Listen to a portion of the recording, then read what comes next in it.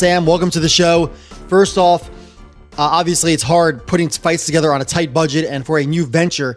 What has been the biggest challenge so far? The one that you really didn't see coming? Thank you, guys. I think the biggest challenge is, essentially what our mission statement is, to put competitive fights together. And it's not the easiest thing in the world to put two guys in the ring and have it be a 50-50 fight. I think a lot of times we're used to, promoters building stars and building their prospects in a certain way. And I think that is a very essential part of the boxing business. At the end of the day, there comes a point where I think every fighter wants to get tested, and most importantly, their promoter and the manager want them to get tested as well. So what we try to do is provide the platform for competitive matchups as 50-50 fights as possible, and provide the promoters the ability to test their guys in those fights. Yeah, and Ring City right now is really filling a void in boxing where we have Al Heyman, PBC, with deals with Showtime and Fox. We have Eddie Hearn with DAZN. We have Top Rank with ESPN. And then we have you guys at Ring City with NBC Sports Network, that you don't have any fighters signed. You're not signing fighters. You're not taking options on fighters. You're trying to make matchups on an a la carte basis. And I know that's hard to do. Obviously, you've gone through a lot of tough negotiations as Regis Prograis manager, but now you're on a different side of things, dealing with the managers now on the other side. And what has been the issue, though, so far? Because you have to go to these guys and pretty much pull fights out of thin air. What's the hardest part there? I think some of it is having to buy into the mission and sort of desire to match their guys tough. Obviously, we're working on a certain budget. We're not, ESPN, DAZN, Fox. We're doing fights on a more of a mid-level platform. Our goal is to add a zero to these guys' paychecks and have them move on to that bigger opportunity. But before they do that, they're going to fight on our platform. They're going to fight in a tough fight, and if they come through the fight, they're going to get that bigger payday. Now, I think the biggest challenge for me is also sort of, I think, walking through the promoters and really at times even explaining to them, like, yeah, we're not taking options. We're not signing you guys. We're not interested in doing any of that stuff. We're a sports media company, and we're going to try to put together the fights for our partner at NBC, and which have been tremendous to work with so far. They've given us every opportunity to provide them those fights, and sort of kind of walk them through, like, hey, we're not here to take your fighter. We're here to really just put on the fight. You know what's so interesting about it, Sam, is like I can remember like running into you at the the formerly known Wildcard West gym, where you helped out with Peter Berg, with that gym there. And I think for us as reporters, it's kind of like the same thing. It's like learning the business, building relationships is so important to what we do. And it's so important to what you're able to do in this position. If you were the same, Sam of like 5 years ago, would you be capable of serving in this role right now? Or has the value of having those bonds allowed you to, really achieve the kind of success that you want at Ring City? No, 100%. I mean, every single sort of meeting, every single person I've met throughout the years, through Wildcard West, my days working with some of the guys in Ukraine, have just kind of gave me the opportunity to get there. I would have never met all the people in the industry from day one.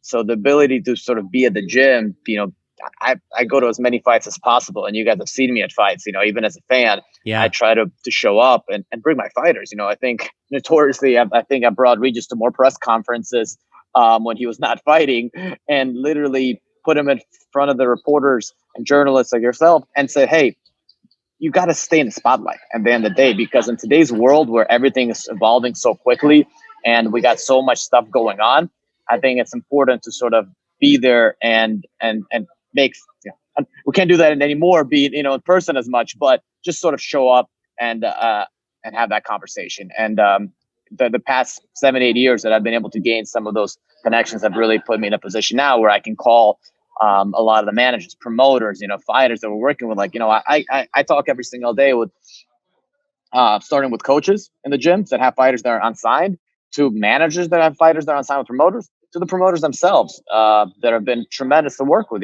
Everybody sees this as an opportunity for their guys. And look, at the end of the day, if you don't want to fight in a competitive fight and there's another opportunity for you, we're okay with that. And if you want to come on our platform, come in a 50-50 matchup, provide ability to tell your story as a company that really wants to storytell some of these guys' lives. We're the platform to do that. What has it been like for you? Because, being a manager is one thing, but, in this new role, you're getting to watch this action take place. Can you talk about the pride you've been feeling in watching some of these great fights that have already taken place and just seeing how, the momentum that you are riding right now at Ring City? Yeah, I mean, I think at times it's challenging because I do feel, as a manager, certain things that, as a manager of a fighter will go through and think, and, things in their head.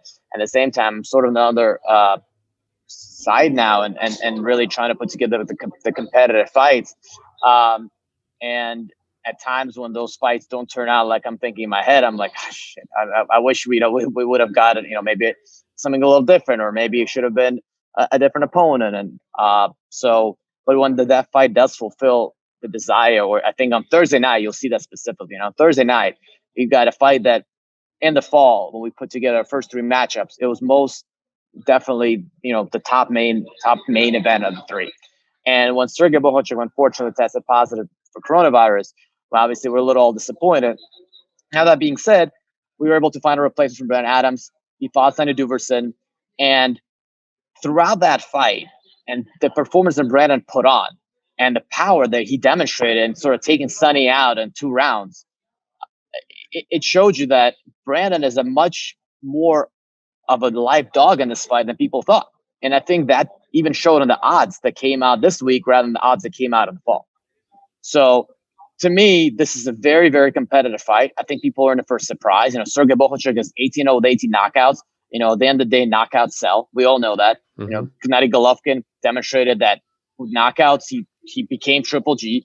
Look at Edgar Berlanga. Edgar Berlanga is now a superstar because of his first round knockout streak. Yep. Sergey's got that effect so far. Now, if he doesn't get this guy out into a knockout, you're going to say, well, was this guy really as good as he can be? And if he does, are we seeing the next Triple G? Are we seeing the next, the sort of the same effect that Berlanga's having on people? And with Brandon, many people don't know Brandon is true 154 pounder. So he went on the contender as an opportunity. He won the contender at 160. He fought Charlo at 160 and probably his toughest fight, suffered a loss. Now he's at 154. He feels most comfortable. And, when I can't decide who's winning, to me, that's the kind of fight that I want to put on. Sam, I know it's not easy making these fights, especially since for the most part, you're pulling from, what I would call independent promoters, right? Lou DiBella fighters, maybe Artie Palulo, main events, guys like that. And I'm wondering if you can walk the listeners through the process that you have when you're trying to go from point A of, coming up with the idea for the matchup to finalizing it. What steps do you go through in identifying what matchups you want? And then what's the next step after that? Well, we got a great boxing team with Evan Rakowski, Kurt Amoff, and we all come together in a room and try to sort of walk through the current rankings, names, and really come up with names that we kind of put in a bucket of, are these guys in the same even level playing field? And if they are, we sort of start reaching out with our new partnerships and our friendships, or in a relationship with a specific promoter or entity, manager, whatever that might be, the fighter themselves, who knows, and sort of start really getting a feeler out of, are they interested in that kind of fight yet, or are they looking for another tune-up, or are they sort of looking for some money that probably they're not going to get in Ring City, and maybe they hit the lotto with somebody else. I think we search high. Once we kind of understand where everybody's mindset is, we really look into going to the top 2 guys and trying to really put the fight together with their teams. If they're interested and we can actually make it happen, look, we hit the jackpot on what we're trying to achieve. If they're not, we sort of move on. The biggest challenge, I think, has been, for us, it's also to explain and sort of try to get through sometimes a hoop of like, a fighter might be too good for a certain guy, and that's not what we're looking for. We are looking for guys that are really going to create compelling matchup in the ring. Sam, obviously Ring City's still in its infancy. You had 3 shows to start off. That was in the fall. And those were all from the wild card in Hollywood. Now you're doing 3 shows in March, all from Puerto Rico. Why the wild card to begin with? And now why Puerto Rico now? Look, I think for us, it was very important to sort of start, because of COVID, we pivoted a little bit and we wanted to come out the gate, after we started during the pandemic and really start at the boxing gyms, or for now in Puerto Rico at a historic sort of boxing places. And part of that was because boxing starts in the gym, not under the bright lights. I'm sure you guys have been at some gyms where you saw some sparring where, man, these are some great sparring. These could be fights themselves. And sort of go back to that environment where like you're actually at a gym and we're trying to achieve what we're trying to achieve, which is competitive fights. That to us was such a unique way to present these fights, and bring them under the bright lights and actually the sky, the open sky, and put them outdoors. When we first started, like, what better way to do it? The Wild Card Boxing Club. There's nothing better. The most historic boxing gym in the country, in the nation, for that matter. It's gonna be worldwide, maybe even. And we felt very comfortable putting on our first 3 shows there. And then now with Puerto Rico, the history of Puerto Rican boxing and the rich storytelling that we're able to sort of come out of it, from everyone from Ivan Calderon to Miguel Cotto, who've been sort of our ambassadors here and been helpful us and really, been tremendous partners to put on these fights. This is our fight island. UFC had their fight island. This is our fight island in Puerto Rico. We're going to do 3 shows. We're going to do the one on tonight. We're going to do the one on the 18th and 25th. And, they're just going to get better and better. On the 18th, we got Hector Tornahara fighting Alberto Machado in sort of a crossroad fights for, I think, Alberto Machado. And I just, he's had a couple losses that were a little disappointing for many, as he was thought to be the next Puerto Rican superstar. And Hector Tornahara, who's an up-and-coming prospect, who just fought on the zone a few times, has been in conversation to fight Ryan Garcia. And I think we're going to finish out our 3rd fight in Puerto Rico in the middle of Old Town San Juan with Amanda Serrano fighting Daniela Bermudez in a unification bout, which is going to be our 2nd world title bout, with a very stacked undercard of 3 bouts that I think is going to be just nonstop action. I mean, that raises a great point, Sam. I just published a story today in The Athletic talking about that so many women fighters, especially American women fighters, are struggling to find dates and platforms in which they can compete. Is that something that you do want to try to consistently incorporate into the Ring City USA model, knowing that there is potential there? Or you know what? Honestly, the question is, speak to the potential of women's boxing. Can it make it in this country? And do you want to invest in it? Yeah, I think we're 100% committed to female boxing. We want to be part of some of the bigger fights in the female boxing. And it's additionally to that, we want to help not just be in the bigger fights, but help grow the sport. And I think some of the challenges that I've noticed, and that is, it's a very limited pool at times from the fighters themselves. And I think it's maybe you can compare it to back in the day when Ronda was, coming up, and you just saw a limited pool of female fighters in the UFC that she could fight. I think you see that at times now where, the girls jump from weight class to fight each other, to fight the best. And, if we can sort of even help grow some of the younger fighters that are now coming up, they're now looking at Amanda Serrano's of the world, they're now looking at Katie Taylor's of the world and saying, I want to do that. We want to be there. We want to help achieve the 4 and the 6 round girls also start building themselves. And through Twitch, which has been a tremendous partner for us, we're able to showcase all those fights. So we showcase every single fight, from the 4th rounder that starts the night off to the last fight of the night. And the undercards that are on Twitch, I don't know if you guys are familiar with Twitch. It's a new, unique way that we're starting to showcase the boxing fights. We're doing Twitch fights worldwide. The fights are broadcasted through Twitch, and then the fans can come in and commentate and engage and really sort of have a conversation about the fights themselves.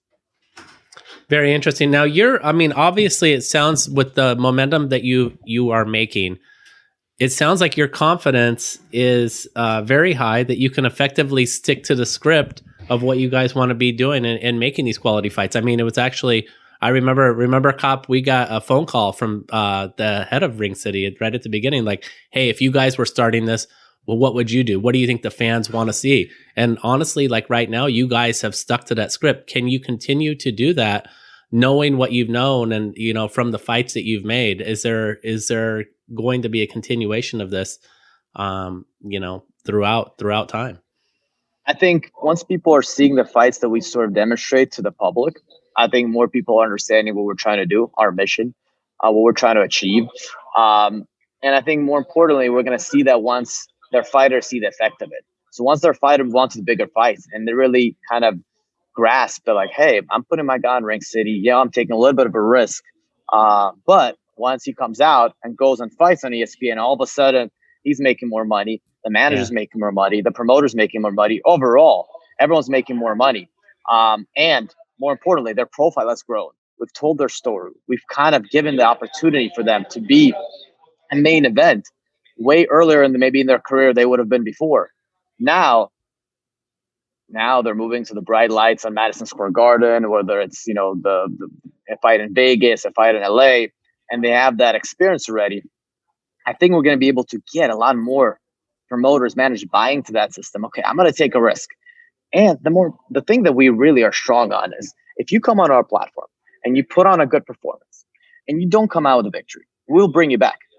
I think it's, you know, boxing at times, and, you know, I say it as a manager because at times as a manager, you have to be understanding of what happens is you want to be a little protective because a loss can be a death sentence. Mm-hmm. We want to avoid that and sort of turn away from that stigma and go ahead and put on competitive fights. And if you don't win, bring you back again and provide you the opportunity to fight again on our platform. Yeah, no, that's great. And you mentioned your work as a manager, Sam. I mean, obviously, as the representative for Regis Prograis, the former 140-pound champion, and Ammo Williams, you know, you've still got your plate full with those guys. Can you tell us what's up? I know there's been some reports that Regis has a fight coming up with Ivan Redkach.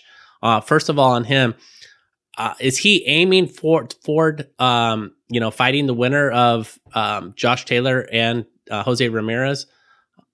I think he's going to be a very close spectator watching that fight with full interest, because I know deep down inside of him, nothing he wants more than a rematch with Josh Taylor. Yeah. You know, he felt he won the fight. It was a very close fight in England. And, you know, we knew going, you know, right after the fight that there's going to be a very good chance that there's going to be unification bout for all four belts. And we have to sort of wait until that clarifies itself or sorts itself out. I saw reports that that's finally happening, which is, I think, music to all of our ears. Not Regis and myself, but I think as a fight fan, you want to see unification bouts and sort of become the undisputed champion. And look, if the winner will fight us, we'll be there waiting. You know, and he's in the gym right now. He's training. So look, we're going to be available for the fight, for the winner of that fight. Great. And then again on Ammo Williams, you've got him coming up next week on DAZN on the Chocolatito Estrada main event, which should be a war. What are you hoping Ammo accomplishes on that card? Ammo's moving into his first 8-rounder, fighting Aaron Coley out of Northern California. Definitely his biggest test to date. Aaron, I think, is 16-3. So Ammo's moving quickly. You know, he feels ready to fight for a world title tomorrow. I think with him, he's one of the most talented fighters, not only in the Matchroom roster, I think, but I think one of the biggest prospects in the sport. Yeah, I think he wants to move quickly, develop himself, and not to a prospect, but a contender, and fight for a world title next year. You know, if it was up to him, I think he'd be fighting for a world title tomorrow. But he understands, you know, he needs to take the proper steps, get there. But he's one of the few guys that asked me for tougher fights every time. As soon as the fight ended a few months ago, the first thing out of his word is, I want a tougher fight next time. And I think, you know, you can ask some of even the Matchroom people. I think most of the time you don't hear that from the fighters, but that's what his direction to me is every time. Give me tougher fights. And, you know, as I tell him, your performances dictate that. So with his performance next weekend, he comes out victorious, and not only victorious, but impressive with a stoppage. I think he's going to move into much bigger fights much quicker. Great. Sam, thank you so much for joining us. I know you're super busy. Your plate is really full. And look, let's be honest. I think you've got a great gig. The fact that you can break through those promotional ties to try to make the best fights in boxing is really special work. And I think the fans and all of us here are hoping that you achieve continued success for years to come. Thank you so much for today, Sam. Appreciate it, guys. Thank you. And I want to say, like, we're very thankful to be working with NBC.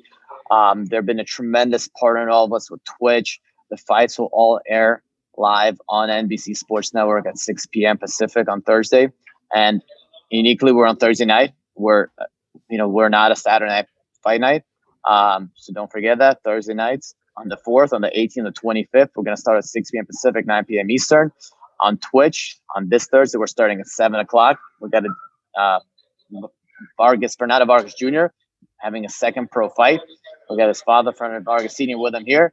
So Great. I think tune into Twitch, watch some of those fights, and really have the ability to watch some unique prospects come up, as well as some more competitive fights that we have on the card. Great. Thank you so much, Sam.